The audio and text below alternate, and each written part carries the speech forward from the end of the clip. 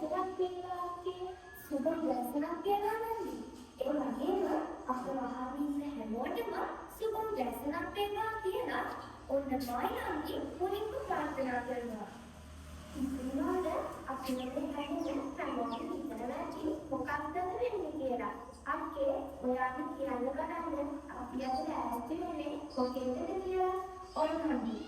ඔන්න අපි මේ ලෑස්ති වෙන්නේ අපේ ශ්‍රී මායවන දහම් පාසලේ නම් මාධ්‍යංශයේ ආරම්භ වැඩසටහන එකයි.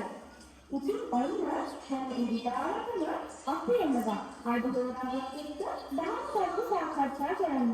ඔන්න කිනාගේ ඔන්න අපි මේ වැඩසටහන මෙහෙම ආරම්භ කරනවා. ඔයාලගේ අපේ පාසලේ ලොකුවන්ගේ මොනික සාකච්ඡාවට අනුගමනය අපි මේ ඉරිදාවන ඉඳාමන අයිතිද සෑමිලිදාරකන අඩවරාගේ අපේ යාළුවා එක්ක යහපත් සාකච්ඡා කරන්න